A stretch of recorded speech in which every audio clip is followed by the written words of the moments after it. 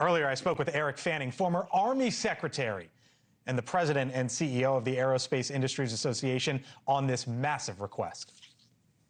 Eric, thanks for being back with us. Appreciate it. Have me back. Of course, this is a big number. Yeah. 1.45 trillion with a T. But I want to start with sort of some of what is in the request.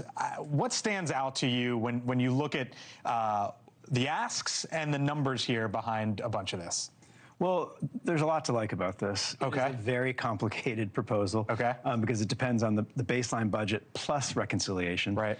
Congress is going to have a say on this, and this doesn't make it easy for them because they're going to have to create their appropriations bill before they know if there's going to be a reconciliation. Mm-hmm. So they'll likely move some things around. Okay. But there's a couple of things. One is it takes aim at problems that have been targeted and discussed in a bipartisan way for a very long time, places we've underinvested for years, and it gets at trying to get at some of this new innovation and new technology that existing companies have and new companies that we don't even know about yet are out there trying to do interesting things. The second thing is it is designed not just to get new capability to the warfighter. It's designed also to shape the industrial base and support it and strengthen it so it can do that work long into the future. All right. One of the things that we've been talking about for the last many months here is drones. Here was the War Department earlier today on drones, because that's a big part of this request. What's going on in Ukraine and their ability to have drone-on-drone type warfare and the ability to do so at cost and scale. It's really something that we need to figure out how to take advantage of to protect our force.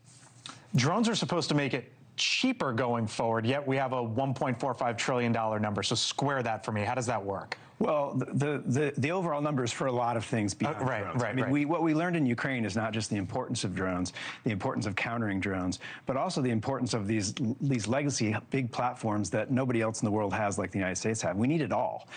We need both the big platforms and then these asymmetric, smaller, attributable platforms. But drones is a pretty big, loose term. I mean, there are these things we're trying to get at that we can just launch and lose. There are other things that are doing more complicated work, like moving logistics inside of a war zone.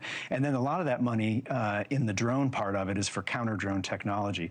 But there's a lot more in this budget than just drones. There's new ships, more planes, supporting what we have now so that the readiness goes up, but also investing in what we need in the future. There's also the Golden Dome, which the president talked about earlier this year. Here he was.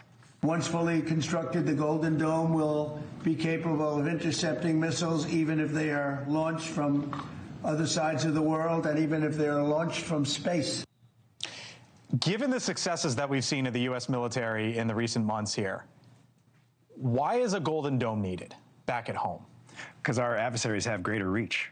They now can hit the United States, a lot of them, and are developing technology to do that. I mean, at the start of the war with Iran, they actually fired a missile much further than we thought they could do. And so we realized that protecting the homeland from these types of missiles and drones and advanced technology is more important now than it's been in the past. So I'm looking at U.S. military spending, and it has just gone up and up and up and up. And there's probably going to be some folks at home saying, I hear you, I know you're an expert, you know what you're talking about, you're vouching for it. But my gosh, $1.5 trillion. I mean, just, a decade ago, it was almost well less than half of that. What's the argument for continuing to go in this direction, generally speaking? I mean, we're at $39 trillion in debt as well.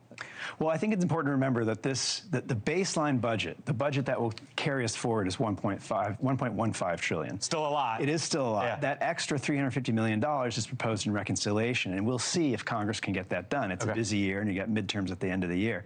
But the baseline budget that the appropriators are going to mark to is $1.15 trillion. That's what will carry us forward. And I think the argument I would make is it is very clear for what we've asked the military to do, what we ask it to do, that we've been underinvesting for a long time. And we've seen that in how we've been trying to help Ukraine. We've seen that in the Iran war. We realize that we have underinvested in the bedrock munitions and other equipment that we need, but also to make sure that we spur these future companies and this future technology that's coming out of the industrial base. Eric Fanning, thank you, sir. Thank you. Appreciate it. Thanks for coming on back.